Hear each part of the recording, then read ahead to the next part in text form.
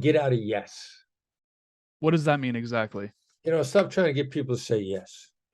Nobody says Okay. yes when they're understood. They say that's right, because when you've been articulating their perspective. Right.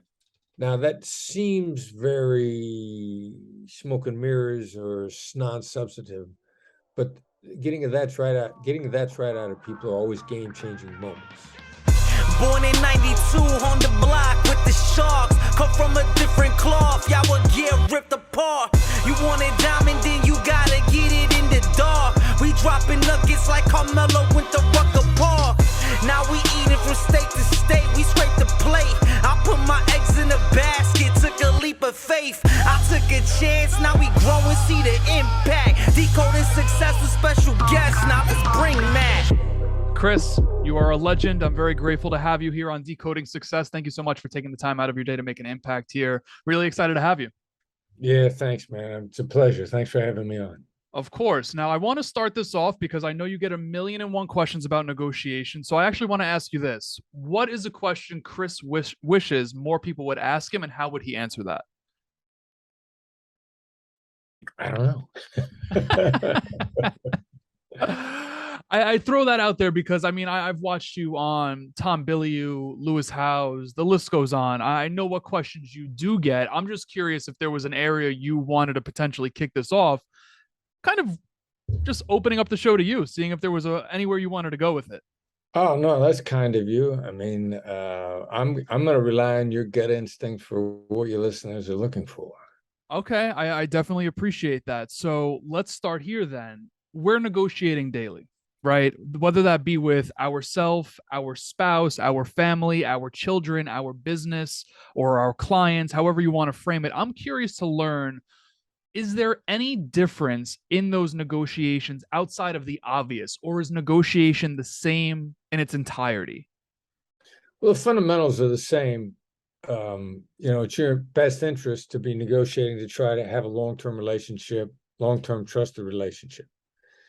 Whether you're a missionary or mercenary. And when I'm teaching the Black Swan method, I will say it's my feeling that a negotiation technique should pass muster for both missionaries and mercenaries. The mercenaries just because it works, and the missionaries because it's good for people. Now, point the fact, if you're completely mercenary, it's good for you in the long term to have great relationships. They're low maintenance. People trust you. You're more successful long term. Goldman Sachs exec a long time said, greedy, yes, but long term greedy. It's about having great relationships. It's more profitable. You're better off if you have people around you that you can trust. So that's the foundation. Now, does it change depending upon the person? What really changes is their perspective on you. And empathy is really about understanding and articulating their perspective on you. Now, your spouse is going to have, your significant other is going to have a different perspective on you than a Starbucks person is, or your colleague or your coworker. But the longer you work with someone, the closer that perspective on you, that relationship is to the relationship of a spouse, long-term relationship of trust, an intimate, trusting relationship. So you got to really kind of adapt to how the other person sees you, which is where a lot of hostage negotiators actually get it wrong. And here's why. Because when I'm on a hostage negotiator, or when I was on a suicide hotline, if somebody on the other side was angry, I'd say, you sound angry. And that would be very validating for them. And consequently, they'd feel heard. And there's some neuroscience involved, which would dissipate the anger.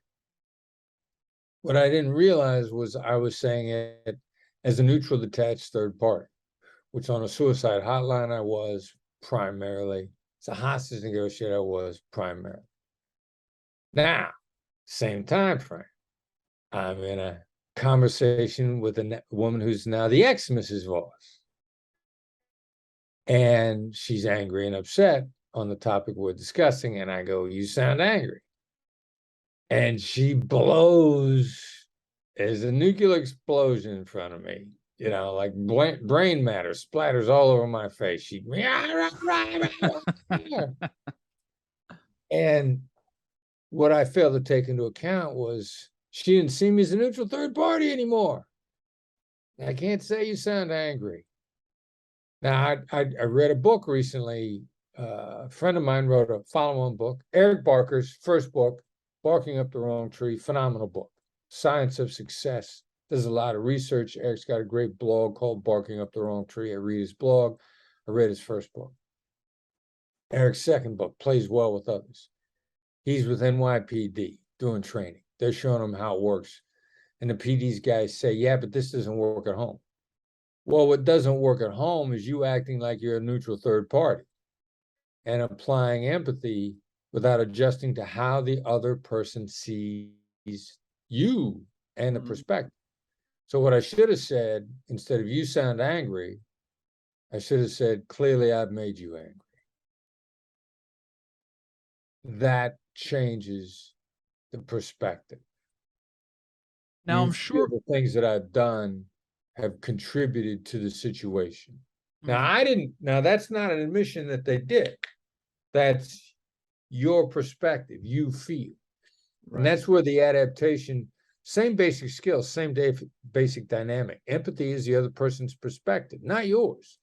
Therefore, the other person's perspective on you is going to shift, whether or not you agree with their perspective. And that's why it applies in all situations, but it's very much like tailoring. You know, I go in to get fitted for a suit. The tailor's going to get out his tape measure, his needle and thread, his bobby pins. He's going to fit me for a suit. Shaq goes in and gets fitted for a suit. Taylor's going to use the same tools. He's just going to have to adapt to who he's tailoring to. Absolutely. Now, I'm curious because I wholeheartedly agree with what you're saying. I guess breaking this down even further, that empathetic perspective. So, for instance, from your spouse to you, from a business client to you, the empathetic perspective can also change based on situation as well, not just from a relationship perspective. Is that correct? Yeah. You know, empathy is what's the other side's perspective. Now, the first step is being, as they say, see it through their eyes. That's if that's by itself, it's like hope. Hope is not a strategy. Hope is an inadequate strategy. Right. Seeing it through their eyes is only the first step. The second step is articulating back to them. Empathy is in action. Tactical empathy is in action. Articulating back to them where you believe their perspective is. Even if you violently disagree, you can say, before I disagree, here's what I think your perspective is. Right. 1,000,001 questions just based off. My mind is racing. First one being, with all that you've learned through your training, through your real world experience, what you're teaching, I'm just really curious, how do you deploy that? Right? Like, I'm just thinking to myself right now, if I'm in a situation where I'm negotiating with anyone, myself or whomever it may be, but I want to apply what Chris has taught me, how do you apply everything? Or should you not be applying everything, and should you just be applying, a top 3 things, if you get what I'm saying? Well, you learn it a little at a time, and you get small stakes practice for high stakes results. Okay. You start calling out the emotions that you just see in somebody's face. Like, you look troubled. You look like you're having a good day. Bad day? You don't try to change their emotion. Like, you could see somebody who looks really troubled, and you might say, how are you? Now, they look troubled. So if you say, how are you? The first message that you're sending them is, you're not getting the vibe, the signals they're sending off. You're oblivious to them. You're either oblivious to them or you're intentionally ignoring them. But if somebody's troubled, you say, you look troubled. You look unhappy. You look busy. You look like you're having a great day. Like, that's one of the reasons I love going to airports, because everybody who works in an airport is stressed. So you look at them, you go, look like you're having a bad day. And they appreciate the heck out of it. You made their day better. But I'm getting in my practice. A TSA guy the other day, since most people are stressed, I see this TSA guy, he's got an indifferent look on his face. And I look at him and I go, tough day? And he kind of goes, no, not really. And I go, just another day. He goes, yeah, that's it. I'm getting my practice in. It's the hostage negotiators will call it emotion labeling. We in the Black Swan method, we just call it labeling. But it's really the real basic core MacGyver multi-tool skill is the label. And the more you practice your labels, the more you become like a brilliant musician who wrote a brilliant song. I remember Jackson Browne, songwriter from the 70s and 80s. The guys that lived next to him would hear him playing the same basic melody over and over and over and over. And then suddenly he'd add to it. And he was a Grammy-winning artist. He sold millions upon millions of albums just by practicing the same melody over and over and over, and then letting the art come to him, let the genius come to him within the practice. He got results from his repetitions, his basic repetitions. Go out and start practicing on your everyday interactions, just calling out people's emotions to them. And you'll find that your business negotiations will really begin to accelerate. I'm curious to learn, Chris, going back to that TSA practice experience you had where, you kind of questioned the TSA officer's emotions by saying, tough day, right? The way you framed it, it sounded like a question. I'm curious how important it is to call out those emotions from a negative and a positive perspective, the negative ones as a question, the positive ones as a statement, right? Is there any importance with that? Now, yeah, you caught a great distinction there, because tone of voice is either declarative or statement, downward inflecting, tough day, or inquisitive, questioning. Sounds like a question, tough day? Those two things are huge. And when you begin to practice back and forth on those, you'll make up your own mind. That's where the art of negotiation really comes in, which you only get from the practice. Now, there are going to be tiny little elements. Like, it's shocking what you can get away with as an inquiry, and versus an accusation versus a statement. Like, I can say, you thought I was lying? Or I can say, you thought I was lying. Or I can say, you thought I was lying? Right. Now, all three of those landed vastly differently. The last one was, I'm curious, you thought I was lying? That lands really gently. You thought I was lying. Now, that's not an accusation. That's just a recognition. And I said it gently. Downward inflection, declarative. Didn't want my voice to be harsh or distant. You thought I was lying. Like, you're an idiot. You thought I was lying? That's an accusation. Now, you could be in a business deal. You could be in an interpersonal relationship. You thought I was lying? Because the other side, if you said something inaccurately, people always interpret it as an intentional lie when it was an accident, or they didn't believe you, or there are all these, reasons that someone interprets that a lie when it's not. Or like, you told somebody something, like, look, I got news for you. You do this, this is going to happen. And they go ahead and do something, and you hit them with the consequences. To bring them back to that moment, you thought I was lying? Are you kidding me? When, as a boss, when I said if we disagreed, you were going to be in a lot of trouble. When I said if you didn't follow my direction, I said you were going to be in a lot of trouble. You thought I was lying? Yeah. Wasting an employee for disregarding what you said. And how you say that makes all the difference in the world on how it's going to land. So I love this. Power of tonality. It's very evident there's a lot of power in tonality. But when you bring in the other factor of emotion, which is usually what has a drastic impact on how we speak.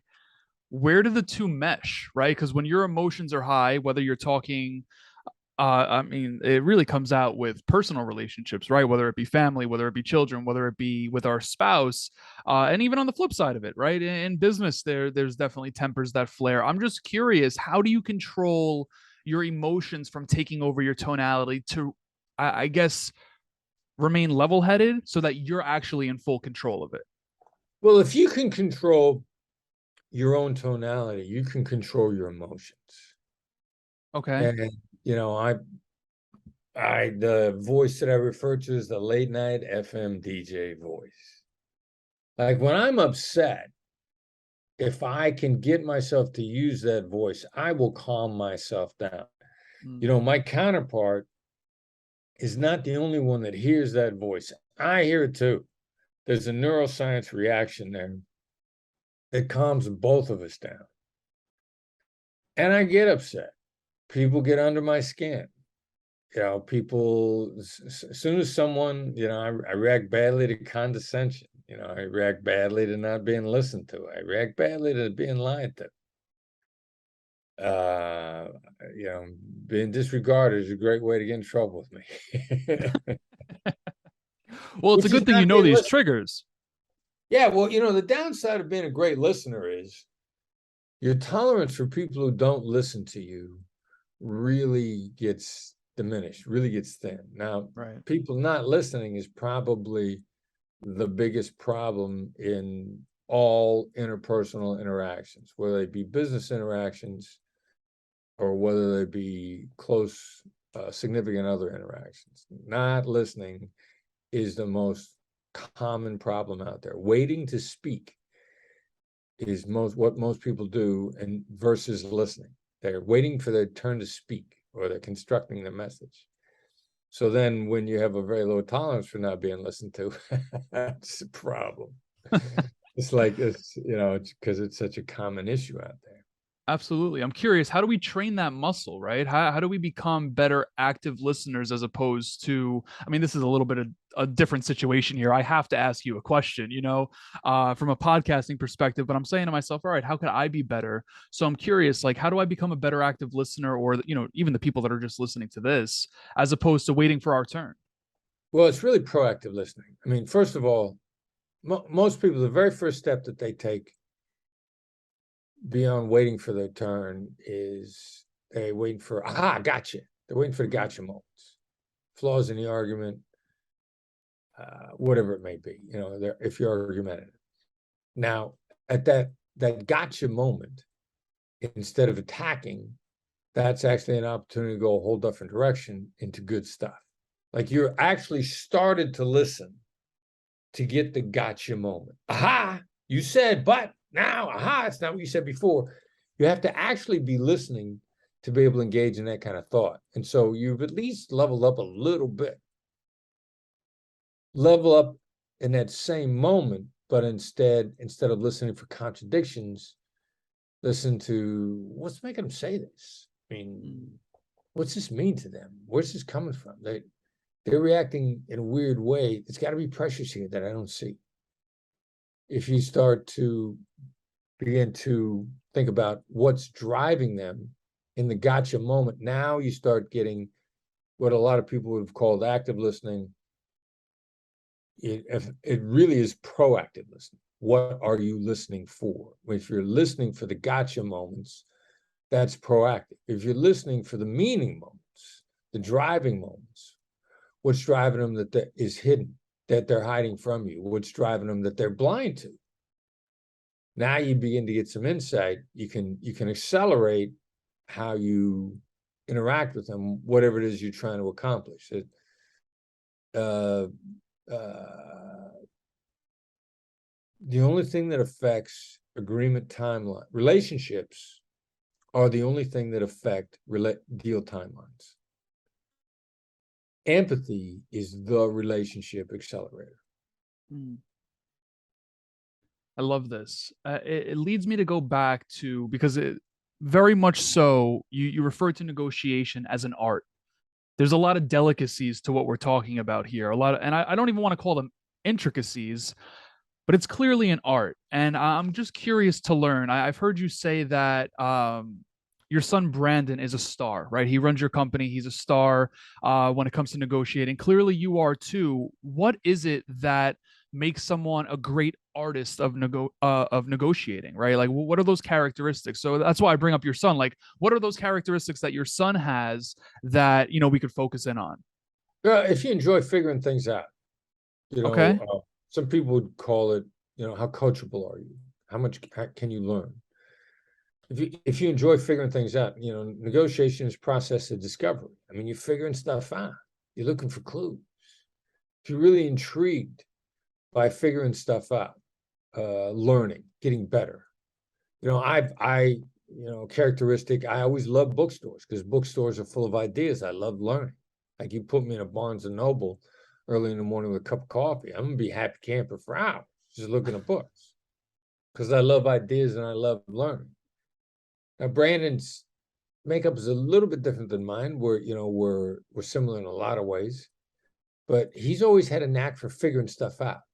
And I don't know exactly what this is, but his ability to figure stuff out and assemble things in his mind. When he's about 3 years old, I'm putting together this cabinet, and it's a do-it-yourself thing. I got tools laid out, and I'm putting this thing together, and he's watching closely, and he starts handing me tools just before I needed them. And I'm like, that's interesting. He's figuring this out. He's assembling it. He's anticipating. I still don't know exactly how to define that genius, if you will. But that's a genius that I don't have. It's a different genius, makes him a great negotiator. I love ideas. I love to learn. I get pretty good at it with slightly different characteristics. And that's always been one of his great strengths. So you just mentioned a very, very powerful word. You mentioned anticipate. I'm just curious from a negotiation perspective, how do we anticipate, but ensure that we remain present so that we're not missing anything that might give us a cue or a clue? Right. Yeah. Well, then anticipation is basically understand human nature and then understand a human in front of you. And so what are the rules? The rules are people are basically negative. We're wired, our survival wiring, which we all wake up with in the morning, is roughly 75% negative. Mm-hmm. If you anticipate more problems than that occur, you will live. If you anticipate fewer problems than will occur, you will die. And that's how the caveman survived. I realized that last year it got really cold at this time of year, but I'm optimistic. I don't think it's going to get cold this year. And then that guy froze. Yeah. So the survival wiring, by definition, for human beings to survive, which we've all inherited, is pessimistic. Yeah. Anticipate more problems than occur and you will survive. So that's what we proactively look for. The human being in front of you is going to be largely negative. Mm. All right, so that's a given. That's understanding human nature. Now, neuroscience has told us that this hostage negotiation technique of calling out negative emotions actually doesn't work because it's hostage negotiation. It works because they're people. And people are mostly negative. So anticipate the person in front of you because they are wired to be negative. So you got to call out the negative emotions as soon as you hear them. Sounds like this bothers you. Sounds like you're under a lot of pressure. Sounds like you've been struggling with this for a long time. Those are the calling out of the negative dynamics. Now, the crazy thing, which neuroscience hasn't shown us yet, but that as practitioners of this art, black swans know, if I call it a negative that doesn't exist, I don't plant it, I inoculate from it. Mm. Now that's where you really gain a massive competitive advantage on everybody else, because most people, negative emotions, they think that, first of all, if they call it out, that it amplifies it. Their experience of denying negatives has caused that flawed conclusion. There's a difference between denying and calling out. The elephant in the room, you don't get rid of the elephant in the room by saying the elephant ain't there. And we didn't know that we could get rid of the elephant in the room by simply calling it out and it would shrink. There's an elephant right there. Yeah, it is, but I'm not that impressed with it. Now, then, proactively, if you call them out, you don't speak them into existence, you inoculate from them. You know, if I get something that you're not going to like, I'm going to say, look, you ain't going to like this. This is going to sound harsh. You're going to think I'm being greedy. You think I don't care about you. And then you'll be like, all right, what is it? And then you'll be like, well, that wasn't that bad. And that's really super counterintuitive. It's very much like the dynamic in hostage negotiation, which every hostage negotiator had to come to grips with.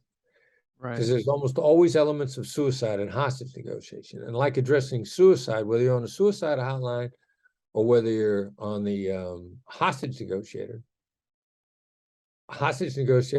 got to say, you're thinking about killing yourself. Now, we all feared that if they weren't thinking about that the bad guy would say, no, I wasn't. But now that you mentioned it, I'm going to the top of the roof and I'm going to jump and I'll see you on the way down. That's every hostage negotiator goes through that. We can't say that. That'll make them kill themselves. As a matter of fact, not only it'll be a relief for them, and if they weren't thinking about it at all, they wouldn't say, they're going to say, no, I'm not doing that. That's stupid. Right. You don't speak it into existence by calling out the negative. And that's one of the great accelerators of people that when they fully embrace the Black Swan method, they make so many more deals and they actually enjoy life that much more because they're not worried about the negatives. They know they got a fire extinguisher that's going to put them on. I'm curious to learn, Chris, just hearing you speak, it brings to mind, you're talking about knowing the person. We're talking about, our negative bias and whatnot. I'm just really curious from your experience with the FBI, maybe even beyond that, how much of your training was psychology based to the point where you're able to pick up on, let's just say, someone on the other end of the phone in any situation, maybe having, quote unquote, for lack of better terms, like mommy issues or daddy issues, to the point where, you know what you're able to give them, if that makes sense. Yeah, well, psychology is such a soft science.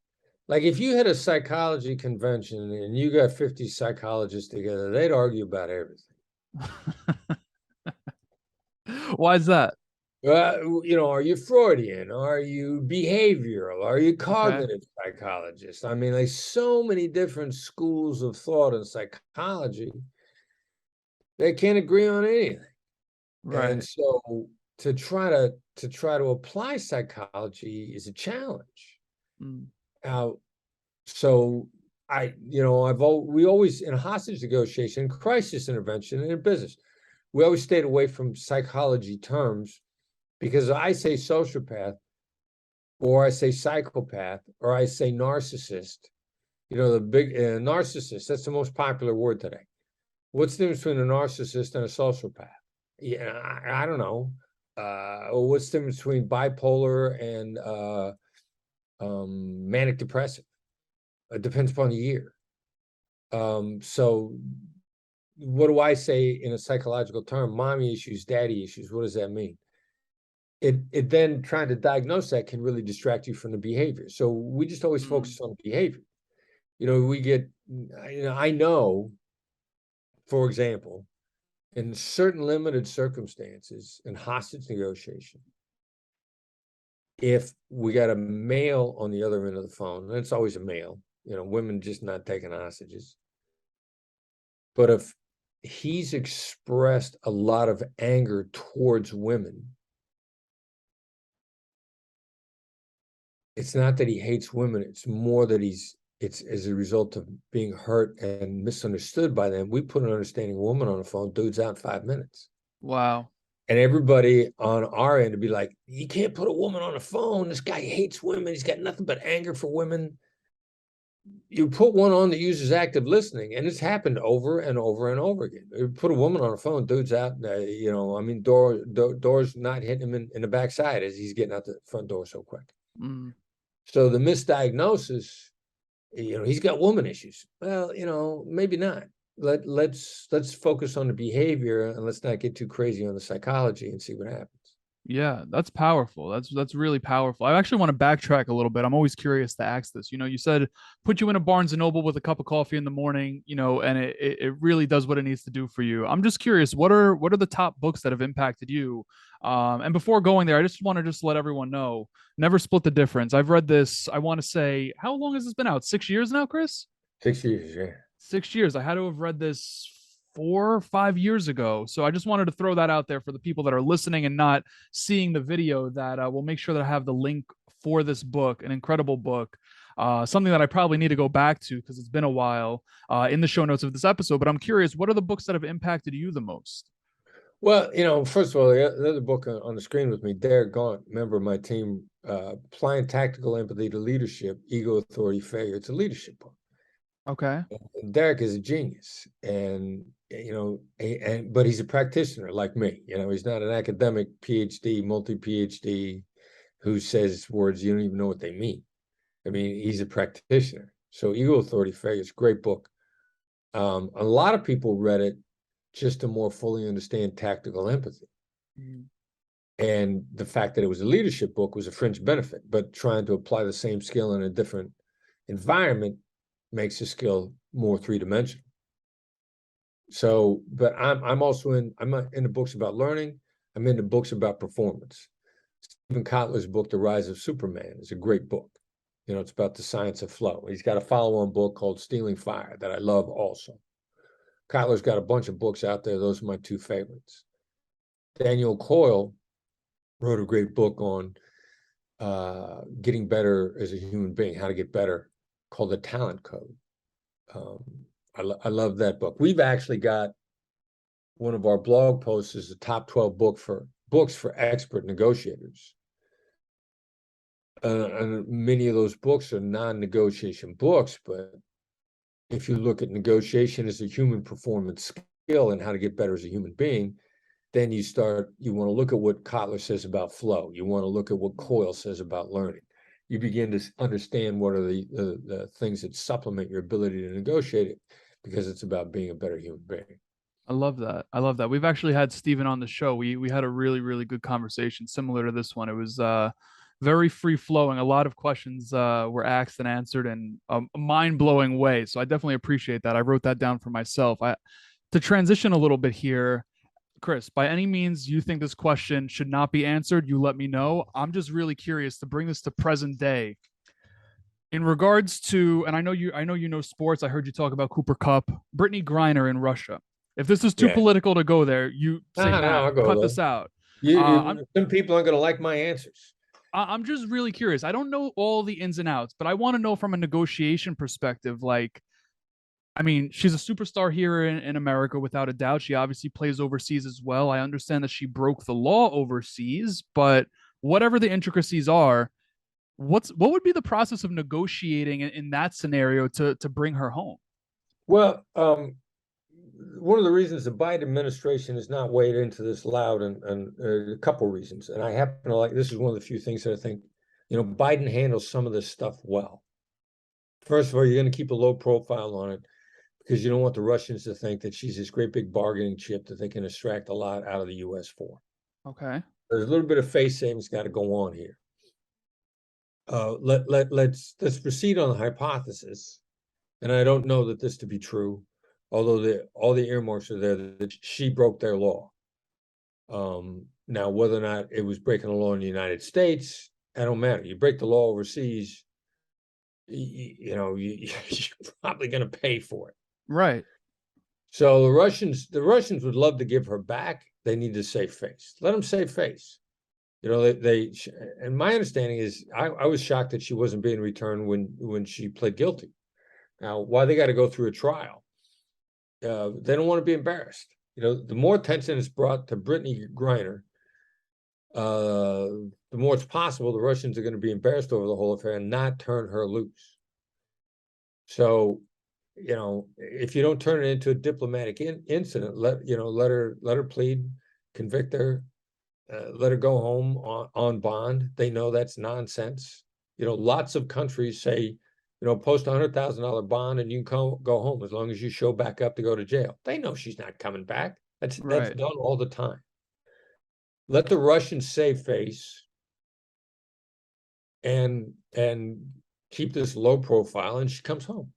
And I think the Biden administration is trying to keep it low profile because they realized two things. She probably broke the law, and what she did wasn't that big a deal. And if it turns into an international incident, they're going to probably have to trade a real Russian murderer, drug dealing killer to get her back. And they're willing to do that, and they're going to trade out for her. They're hoping they just don't have to put too much on the table. What makes me most interested in this, speaking with you, is the fact that it's almost, and based off what you're saying, it's almost expert versus expert versus, and I'm not calling anyone that, you mentioned stories in the book. I'm not mentioning that they're, or saying that they're not experts, because you're talking about kidnappers and all of that. Maybe they're experts in that field. But when it comes down to the negotiation aspect of this, you're talking about the administration from the US, playing it smart by keeping it low profile. But then on the side of Russia, shouldn't they also be aware of the US, and how they're playing this from a low profile perspective, like knowing what they're doing? You get what I'm saying? Yeah, and just because you know what the other side's doing doesn't mean it makes you mad. Okay. The other side's treating you with respect. That's not going to make people mad. Are we trying to cut a better deal because we're being respectful? Yeah, but we're trying to be respectful anyway. Right. You don't hurt your position in any way, shape, or form by being respectful of the other side. You probably increase the chances that you're going to make a better deal. Right. And negotiations are cut over emotional issues. Period. Yeah. Are you embarrassed? Did you feel that you got as much as you could? Not did you get as much as you could? Did you feel like you got as much as you could? That's an emotional definition.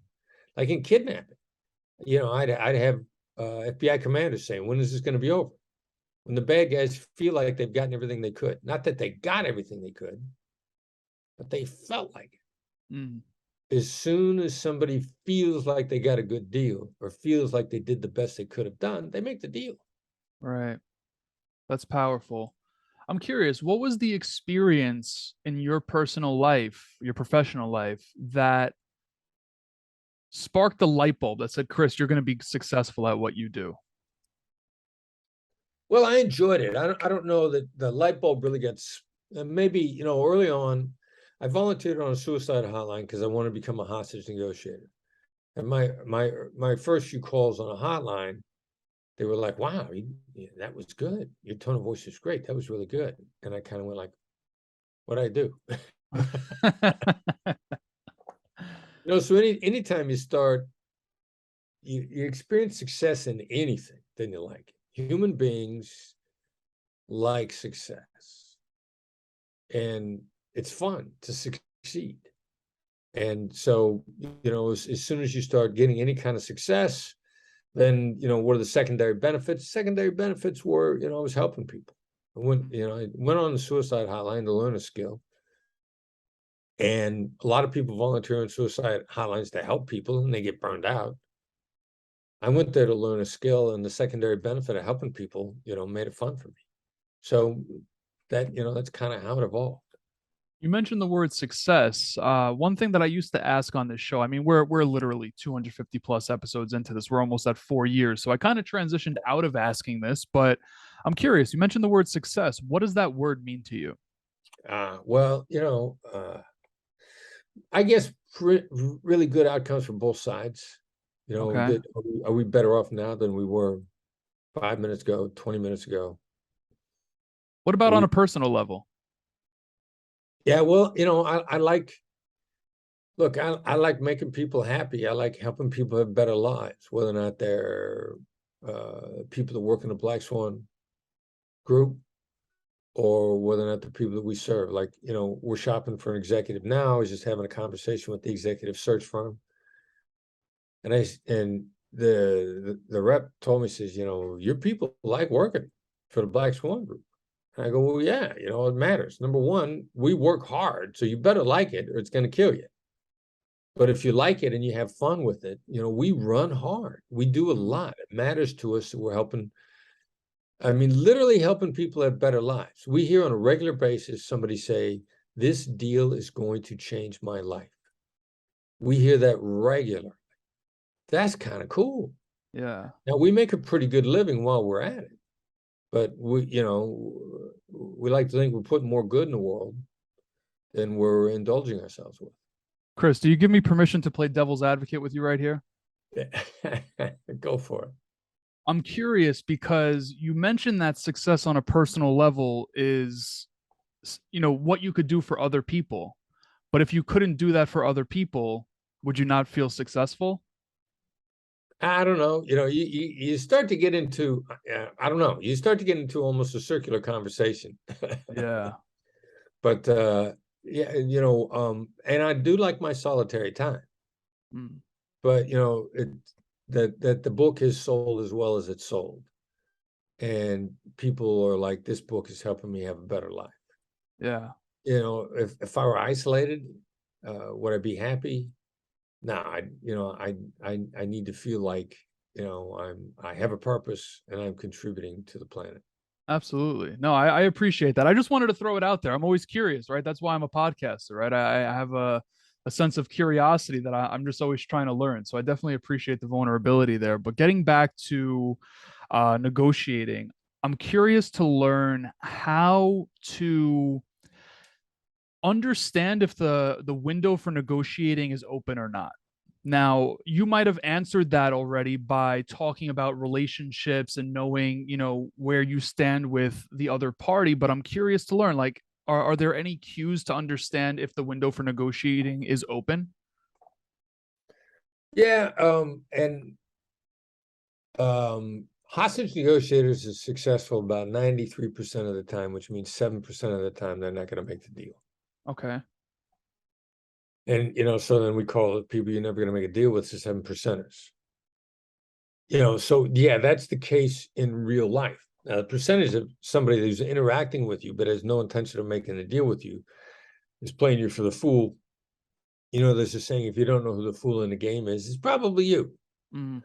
Now, that was really the biggest adjustment from hostage negotiation to business negotiation, because the percentage of people that are looking for free consulting, they're kicking the tires, they're looking for competing bid is very high. Right. And that initially made no sense to me. Like, I can remember hearing about it in movies, they call it the rabbit, everybody's going to chase you, but you're never going to get the deal. You're just there to drive the price down. I remember seeing a Vince Vaughn movie a long time ago where he was business, and they were the rabbit. And they were being played. And I thought, that doesn't happen in real life. That's such a waste of time. It's stupid to do that. Mm. In point of fact, it happens a lot. That either you're never going to make a deal. It's not a sin to not get the deal. It's a sin to take a long time to not get the deal. Or the deal is going to be very exploitive. It's a sin to take a long time to get a bad deal. So sorting those out is a priority and fairly easy once you're willing to accept that the dynamic exists. I'm talking to a sales guy the other day, and he's talking about, all right, so if somebody calls a salesperson and is really hot to get a price, he says that's a sign they are a buyer. If they want a price, they're a buyer. Yeah, but they ain't buying from you. They want a price from you because there's somebody else they want to buy from. Mm. If the only thing they're interested in is your price, they want your price to drive down the price on the favorite. You are the fool in the game. So there are certain earmarks and behavior like that in business deals, business negotiations, where you're never going to get the deal, or it's going to be long, painful blood money, and you shouldn't do it because it's going to take you 5 times as long to execute, which means you just took an 80% cut in pay. I got to call you out on this, Chris. I'm just curious. I'm picking up on this. I've heard you with an East Coast accent and I've heard you with a Midwest accent. I got to, like, I can't tell which one you're from. It's both. Okay. So I'm not going crazy over here. I'm just like, what's going on? No, I grew up in a small town in Iowa. And so that's the Midwestern accent. And then I spent 3 years in Kansas City, which is a southern town. Really, even though it's in the pretty much exact middle of the U.S. Most of the people that live in Kansas City migrated up from the South, a lot did. And then I spent 14 years in New York City working with NYPD. And that's where the traces of that accent come. I was gonna say, because I heard the southern Midwestern accent in the beginning, and what you were just ranting on right now, which was beautiful. I mean, I heard the New York. I'm from New York City. That's where I am right now. So I was like, whoa, what's going on here? But in regards, you got a good ear. I try to. That's how you got to become a good podcaster, right? I mean, it's all about listening. But in regards to negotiation prep, this is something that has me really curious right now. Knowing that you're going into a negotiation, we're talking a lot about business here, and this could be applied anywhere, right? This could be applied going on a date. This could be applied in so many different ways. What did you do to prep yourself for those calls professionally, or what do you suggest someone does, whether that be mentally or physically? Like, what's the prep? Well, the really depending upon the circumstance, like a date, like the prep is just to really be open and to actually listening. Okay. Actually listen. Now that's going to be the prep in a business negotiation also, but having proactively addressing negative concerns in business is far more important than proactively addressing negatives on a date.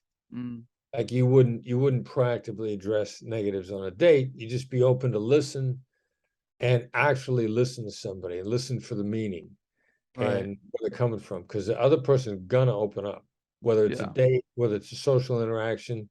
About 3 or 4 years ago, when I'm living in LA, I'm at a Hollywood party, and there's this big shot Hollywood producer there that everybody's just enthralled with, and they are knocking themselves out to try to impress this guy. I finally get into a conversation after the throng is done with him, and I'm actually listening to him.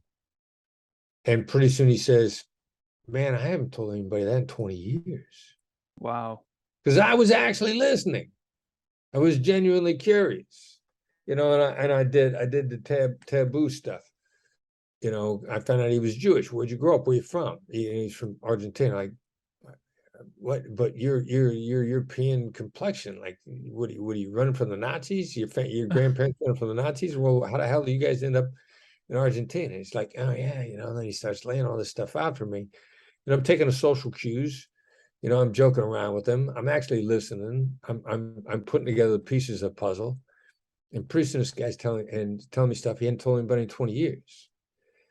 And those are delightful conversations. Now, business, like you want to listen for that kind of stuff too, but business, it's conflict. It's what appears to be a competition for scarce resources. On the surface, underlying, it's not. It's a great collaboration. But on the surface, if it appears to be a competition for scarce resources, the other side's going to be reacting negatively. You got to be proactively address the negatives. And many of those negatives are predictable. People are worried about wasting their time. People are worried about you being greedy. People are worried about you exploiting them. You can say, look, at some point in time, you're probably going to wonder whether or not you're wasting your time. That's how you proactively address it. Absolutely. There's certain givens that are always going to be there in business: time and money.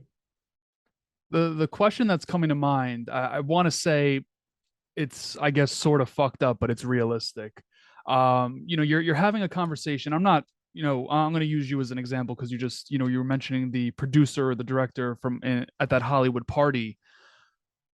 In a situation like that, right? You have someone that you want to speak to, and you potentially want an outcome from them. But in reality, you don't really give a shit about those small little intricacies. And I'm not saying you, Chris. I'm just saying in general, right? Like there's someone for instance, I know someone that I want a business deal with. This is hypothetical. There's someone I want a business deal with, but I don't really give a shit about where they're from or, what they did when they were 13, where they played Little League Baseball. But I understand how that little buildup could get you to have them open up and to build that relationship and get you to where you want to be from a negotiation perspective. I guess what I'm asking here is there like a fake it till you make it type of thing going on, or? No, and I probably didn't value those nuances myself personally for a long time. 2 out of 3 of us don't really care about the little details until, my company, we run EOS, Entrepreneurial Operating System. We got an EOS coach, helps us work on it all the time. Made a massive difference in the company, massive. We were 3 people, all family members, and now we're about 18. Right. So our EOS coach says, all right, let's sit down and talk about your core values. Like, what do you mean? Work hard, learn, don't lie. Roll up your sleeves, help. Core values, what are you talking? No. He said, you will find that all of your business and personal relationships are going to succeed or fail based on core values. And no accusations on anybody, no good or bad on anybody, but your core values are going to misalign. That's why, it's the ex-Mrs. Voss. We had a misalignment of core values.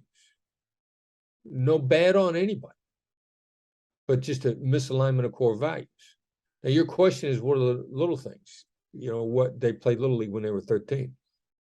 You begin to scare out the core values over that if you're listening. And you're going to understand whether or not the business relationship is going to succeed long-term based on core value alignment. And that's where the value of those little details are, because they are precursors, previews, harbingers, whatever your word is, as to whether or not this is going to succeed long-term, or whether or not you're spinning your wheels, wasting your time. It's going to be unpleasant and uncomfortable. And you want to seek out those that your core values align, or if they don't align, you want to know that as soon as possible, because you're going to run into trouble. Right. That is powerful. And I definitely appreciate the perspective. I only got you for a few more minutes here. I'll ask you 2 more questions. If someone picks up Never Split the Difference today, and they could only take one thing away from this book, what would you want that one thing to be? Wow. Get out of yes. What does that mean exactly? Stop trying to get people to say yes. Nobody says Okay. yes when they understood. They say that's right, because when you've been articulating their perspective. Right. Now, that seems very smoke and mirrors or non-substantive, but getting that's right out of people are always game-changing moments. Now, that'd be the most powerful thing you could do. Now, there are a number of little skills, like the book starts out with learning the phrase, how am I supposed to do that? Which is a game changer. And it's like being able to hit a home run every single time somebody throws you anything other than a knuckleball. And then you get thrown a knuckleball and it's a swing and a miss. And you're like, oh man, how am I supposed to do that? Is a game-changing moment, except when it doesn't work. And if you only learn that, then the moments that it doesn't work, you're gonna fall apart. You're gonna be flummoxed. And we see that happen all the time. I'm coaching somebody and they say, I tried, how am I supposed to do that? And it didn't work. And so that reaction tells me you've been trying it. You've gained a lot of confidence because it was a huge game changer every time. And then the one time it didn't change the game, you thought it didn't work, which means you didn't learn anything else. I love that. I wish I could show you how much I have highlighted in this book. I read this. I was working with one of the sharks on Shark Tank, and I would commute from Queens to Manhattan every morning. And I would read every morning, every night, coming back home. I have so much highlighted in this book. I have so many notes throughout this book. It's incredible. I was just flipping through it. And, I just wanted to throw that out there. I really appreciate the work that you've put into this, what you continue to do, you even hopping on this show. I want to end this with one last question before I even do that. We got to tell people how they could follow up, how they could learn more from the Black Swan group too. That's exactly what I was getting to. I want to make sure that the link to the book is in the show notes, but what else do you have going on that we should make people aware of before I ask you one last question? Well, subscribe to the newsletter because we're getting back to the in-person training business, and we got all sorts of training products out there. Now, I'm going to assume that most of your listeners are domestic U.S. Yes. So the easiest way to subscribe is to use the text to sign up function. The number you text to is 33777. That's 33777. The message you send is Black Swan Method, all lowercase, spaces between the words. BlackSwanMethod. Black Swan Method. You're going to get if you hit the number right, if you type it in right, you're going to get a request for your email, sign you up. Whatever time zone you're in, you're going to get it on Tuesday morning. Actionable, concise, complimentary. Complimentary is nice, but if it's not actionable and if it's not concise, it's not going to do you any good, and it is. Now, the newsletter is a gateway to everything else, and announcements about when we're doing in-person training events, announcements about different negotiation products are scattered in there sparingly. Again, the real value is the actionable, useful advice, but the newsletter is a gateway to everything we do. I love that. I will make sure that all of that information is in there. Any in-person trainings in New York? I'm based in New York. Anything coming up in New York? I think we're going to be in New York in October. October, beautiful time. I'm a Libra. That's when my birthday is. It's going to be my gift to myself. Oh, very good. I love that. One last question for you, Chris. I would talk to you all day if I could. You gave us a plethora of information here, a plethora of knowledge, a ton of advice to say the absolute least. I mean, you have it in the book as well.